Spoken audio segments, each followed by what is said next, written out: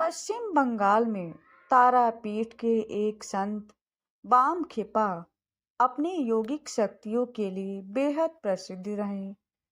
उनके संत बनने की कथा भी बेहद दिलचस्प और अविश्वसनीय है। उन्हें एक विक्षिप्त समझा जाता था, लेकिन वह मां काली के सबसे बड़े भक्त निकले और वो अपने भक्ति और कई चमत्कारों की वजह से जाने गए। चलिए जानते हैं उनकी कहानी।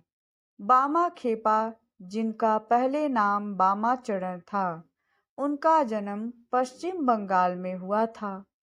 बचपन में ही उनके पिता का देहांत हो गया था और माता ने गरीब होने के कारण दो बच्चों को पालन पोषण के लिए उन्हें उनके मामा के पास भेज दिया।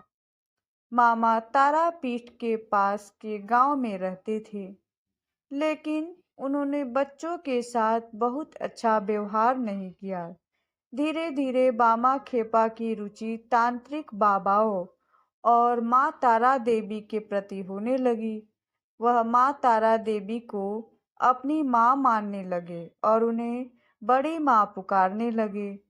वह शमशान भी जाने लगे और वहां जलती चिताओं के सामने बैठकर कभी-कभी यूं ही हवा में बातें करते। उनकी इन्हीं हरकतों की वजह से उनका नाम बामा चढ़र से बामा खेपा पड़ गया। बंगाल में खेपा का मतलब होता है विक्षिप्त।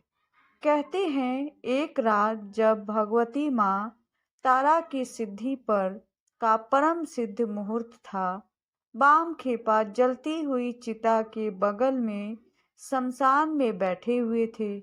तभी उन्हें माँ तारा के दर्शन हुए।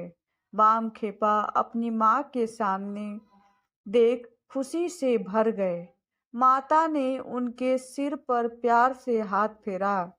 कहते हैं उसके बाद बाम खेपा 3 दिन और 3 रात समाधि की अवस्था में वे शमशान में रहते रहे। 3 दिन बाद जब उन्हें होश आया तो वह माँ माँ चिल्लाते हुए इधर उधर दौड़ने लगे। बाम खेपा की हालत देख गांव वाले उसे और अधिक पागल समझने लगे। कुछ दिन बाद माँ तारा ने की वहां की रानी जी को सपने में दर्शन दिया और कहा कि मेरे लिए मंदिर का निर्माण कराओ और बाम खेपा को उसका पुजारी बनाओ। रानी ने वैसा ही किया। कुछ ही दिनों में मंदिर बनकर तैयार हो गया और बाम खेपा को मंदिर का पुजारी बना दिया गया।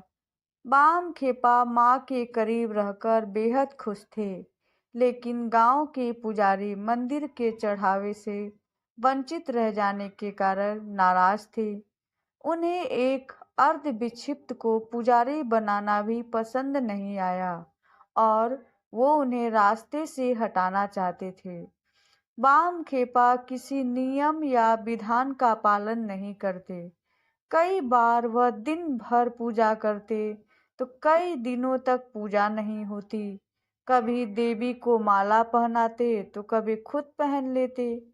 एक दिन तो उन्होंने देवी को भोग लगाने से पहले ही प्रसाद को खुद चख कर देख लिया कि यह माता के खाने लायक है भी कि नहीं, और फिर चखा हुआ प्रसाद भोग लगा दिया।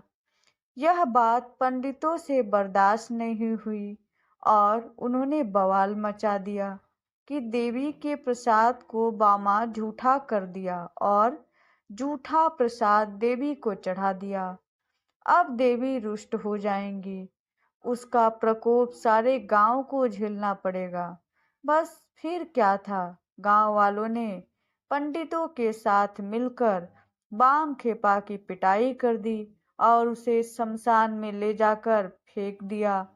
जब बाम खेपा को होश आया तो वह माँ तारा देवी पर गुस्सा हो गए कि मैंने तो आपके भले के लिए प्रसाद चखा और आपने मुझे बेवजह पिटवा दिया। अब मैं आपके पास नहीं जाऊंगा। बाम खेपा एक बच्चे की भांति रुष्ट होकर जंगल में एक गुफा में जाकर बैठ गए। कहते हैं उसी रात रानी जी के स्वप्न में माँ तारा देवी प्रकट हुई और उन्हें धमकी दिया कि बाम खेपा के जाने से वह बेहद नाराज हैं और उनकी नाराजगी पूरे राज्य को भोगनी पड़ेगी। अगर इससे बचना है तो बाम खेपा को बाइज्जत वापस लाकर मंदिर की जिम्मेदारी सौंपनी होगी। रानी ने अगले दिन ही सारी बात का पता लगाया और मंदिर से पंडितों को बाहर निकाल दिया। मंदिर में प्रवेश प्रतिबंधित कर दिया। उन्होंने बाम खेपा को तलाशने को कहा। बाम खेपा आने को राजी नहीं थे, तो खुद रानी उन्हें एक बच्चे की तरह मनाकर वापस लेकर आई। रानी ने यह भी ऐलान किया कि अब इस मंदिर का पुजारी बाम खेपा है और उसकी जैसी मर्जी होगी वैसी ही वह पूजा करेगा। कोई भी उसके मार्ग में आएगा तो दंड का भागी होगा। यह मंदिर बाम खेपा का है और माँ तारा देवी भी बाम खेपा की हैं।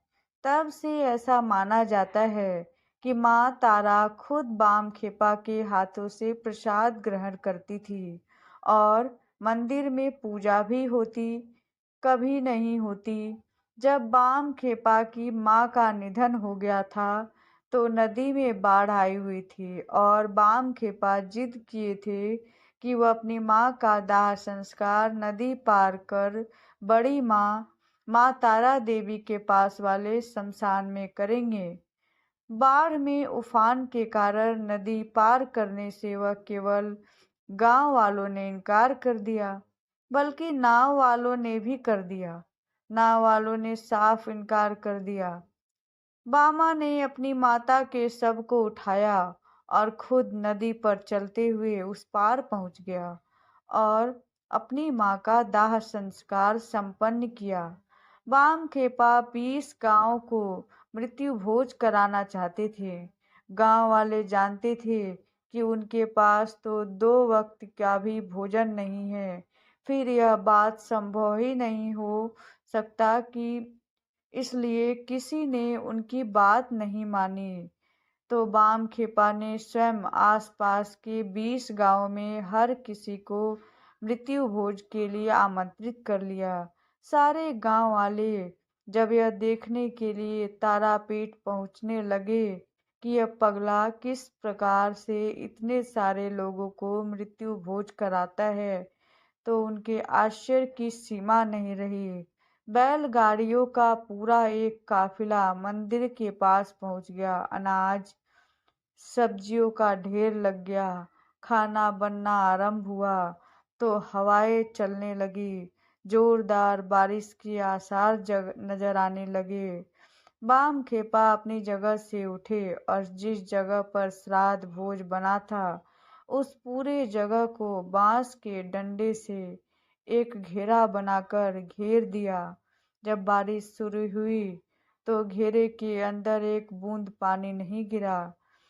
सबने तृप्त होकर भोजन किया।